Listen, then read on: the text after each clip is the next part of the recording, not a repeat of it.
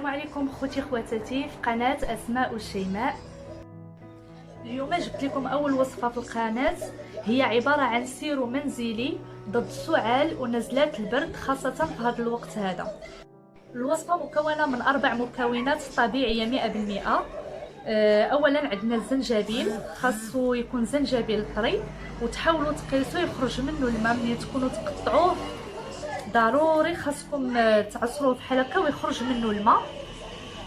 وبصله حمراء تكون على هذا القد هذا، بصله حمراء ضروري تكون حمراء ماشي بيضاء. والثوم من الافضل يكون راس الثومه حمراء وحتى هاد الثومه راها مزيانه. وعسل حر طبيعي، من الافضل يكون عسل ديال الدغموس، لان عسل الدغموس في جميع الخلطات ديال اي خلطه درتيها معاه هو المفيد للبرد. بسم الله على بركه الله. نبداو بالتنقيه ديال الزنجبيل،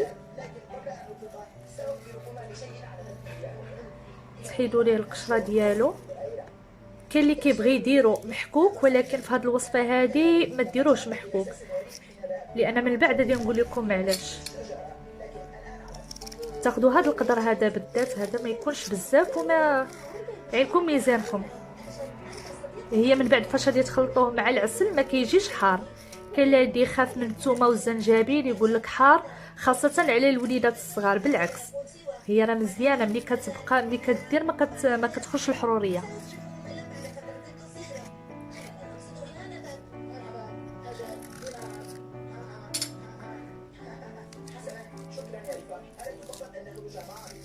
بطبيعه الحال الزنجبيل راه نقي. ندوزو دابا للثومه. بالنسبه للثومه كامله حيدوا ليها غير هذا الراس وحيدوا ليها هنا، وحاولوا تفلحوها هكا على 4. حاولوا تفلحوها على 4، ماشي تنقيوها. القشره ديالها راه مفيده حتى هي 100%. اصلا القشره ديالها راه كنعتمدوا عليها هنايا 100% كامله بنفس الطريقه. حيدوا لها غير هادشي. بطبيعه الحال الثومه تكون نقيه، حاولوا تغسلوها وخليوها تستقطر ومسحوها. هاد القشره ديالها راها مفيده. هكا فلحوها.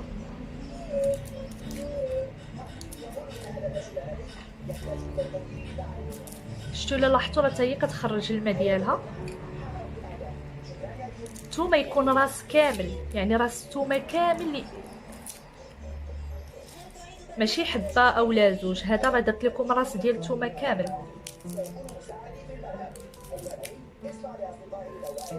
ومفيده بزاف هاد الوصفه هذه، خاصه للوليدات الصغار.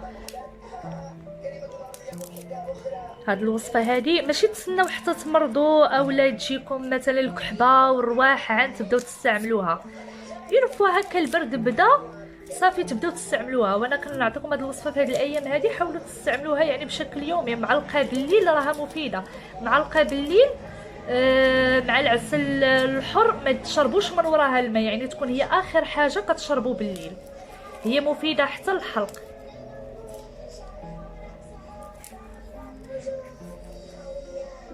صافي دابا هذه اخر ثومه.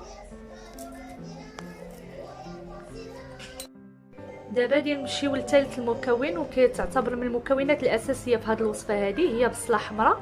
هاد البصله هذه انا فاش جيت كنقطعها راه تبارك الله ما شاء الله فيها الماء. غادي تحاولوا تقطعوها بحال هكا، ما كتشلضوهاش. ملي كتقطعوها هكا طروفه كبار، هكا قطعوها طروفه كبار. حاولوا سمعتوا راه هي رطبه، ماشي ما تحاولوا ما تاخذوش شي بصله اللي تكون قاصحه اولا ما فيهاش الماء، وركزوا على البصله تكون حمراء. الزنجبيل يكون طري، قطعوه وحاولوا تعصروه يخرج لكم منه الماء. والثومه خلاص راه الثومه معروفه، غير ما تكونش دايره الورد وهذا، ومن الافضل تكون حتى هي حمراء. هادو 3 مكونات اساسيين في هذه الوصفه، بالاضافه طبعا للعسل اللي هو عسل حر طبيعي.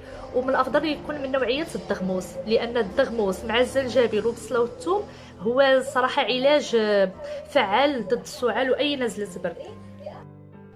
دابا غادي نوصلوا لاخر حاجه، هي الخلط ديال هذه الوصفه.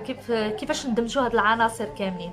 كناخذوا قرعه ديال الزجاج تكون معقمه. طريقه التعقيم طبعا هي انكم كديروا فيه الماء سخون، اولا كديروها في شي اناء كوكوط جميله كاسرونه تكون فيها الماء سخون غليان، وتحطوا فيه القرعه، تخليوها شي شويه وتخرجوها وكتنشفوها. كتكون قرعه ديال الزجاج معقمه 100%. ممكن ديروا فيها اي وصفه سواء للاكل او للشعر. نبداو دابا نخلطوا المكونات. نبداو باي حاجه.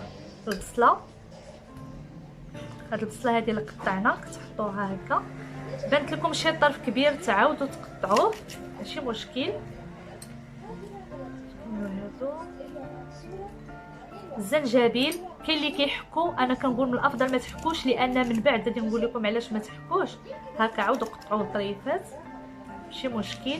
هذا غير قطعوه هكا. والثومه خلاص راه حنا فلحناها، كان عندكم شي شك عاودوا قطعوها غير طريفات هكا. حنا ديجا فلحناها ماشي مشكل.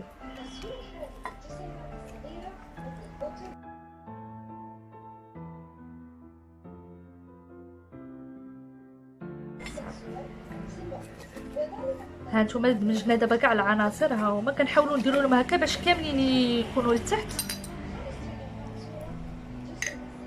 صافي هادو هما العناصر حنا اللي كنا قطعناهم هما كاملين مجموعين هنا. دابا غادي نزيد المكون الرابع اللي هو العسل.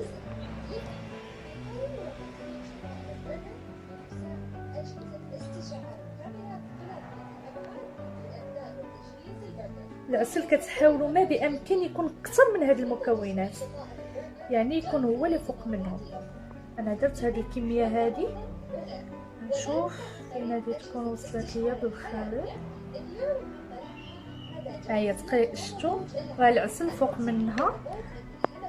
نزيد نحاول انني ندمج، ماشي تخلطوا، ما تخلطوش، خليو العناصر كيف ما نتوما درتوهم وخليو العسل يهبط. ها هو باين لكم دابا العسل كيهبط، غادي نزيدو عاوتاني العسل، لان واخا هبط راه ما كيكونش العسل هو اللي فوق المكونات. خاصكم تزيدوا العسل، خاص العسل يكون هو فوق المكونات. وركزوا على العسل يكون حر، ومن افضل يكون عسل الدغموس، كيكون اكثر فعاليه. وكونوا متاكدين ان هاد الوصفه هذه اللي جربها انا متاكده 100% ديال استغنى على السيرو. انا تقريبا استغنيت على الادويه ديال السعال وديال نزلات البرد. نتوما كنتمنى انكم تجربوا هذه الوصفه وتستغنوا على السيرو.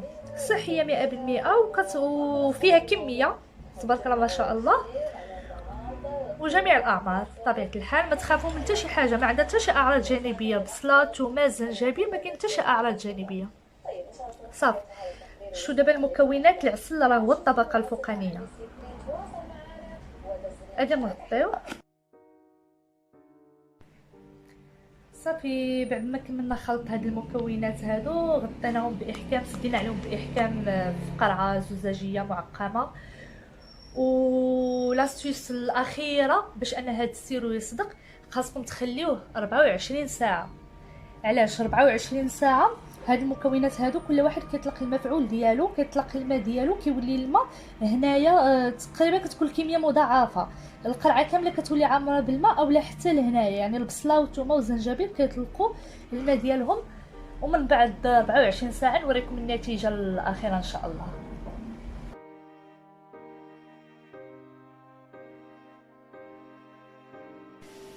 من بعد مرور 24 ساعه كنلقاو العصاره الفوق ديال المكونات الوسط والتحت العسل.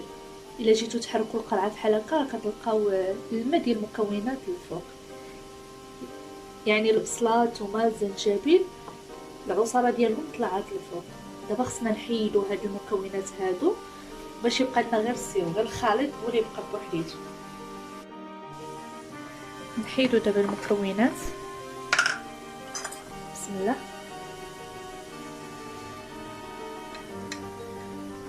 فاش كتحيدوا البصله كتحسوا بالبصله خفيفه اصلا، يعني العصاره ديالها طلقات في العسل.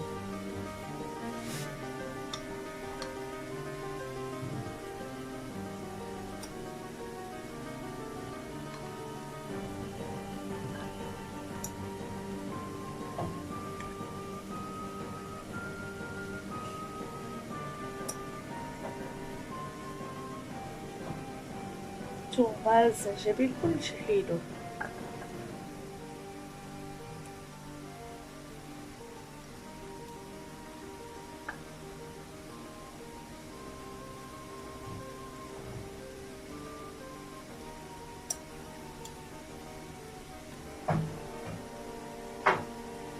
نجيب المعلقه باش نحيد البقيه.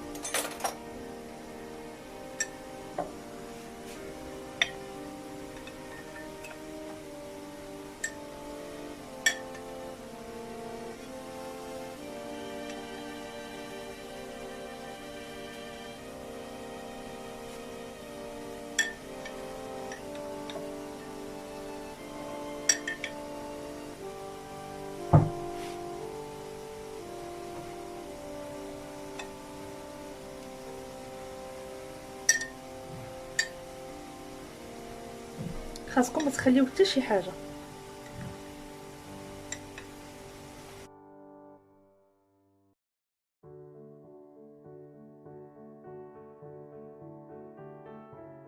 حيدنا دابا كلشي، راه كيبان لكم الفرق، كيبان لكم العسل والما تبارك الله ديال هذيك العصاره ديال المكونات هي اللي بقات. ملي كتحركوا بحال هكا راه كتلقاو، ولكن انا ما ديرش الباقي واحد الطريق ماشي مشكل.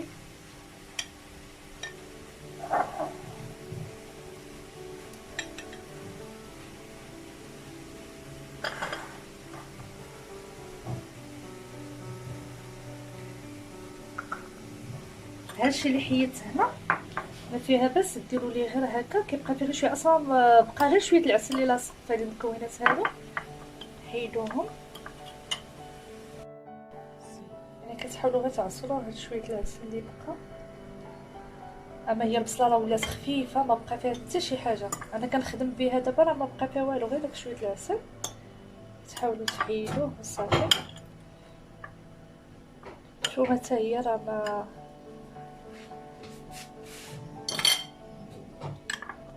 غير باش هاد شويه العسل هذا تكبوه.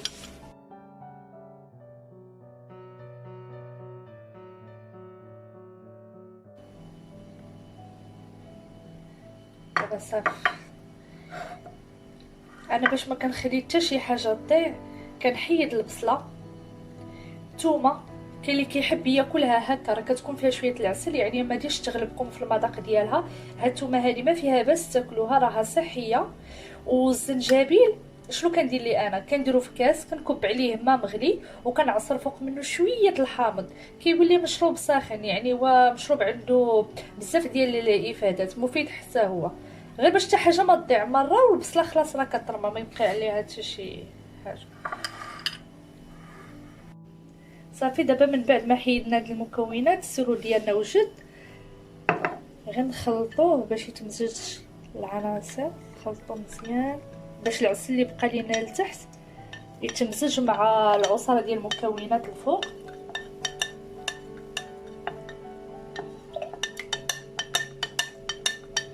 شحال ما خليتوه ما كيضيعش، يعني ما تخافوش، شحال ما خليتوه ما كيضيعش. وماشي بالضروره حتى تصابوا بالزكام او السعال او اي نزله برد عند تشربوا، ممكن تشربوه بالليل كيف ما قلت لكم، غير هو ما تشربوش وراه الماء.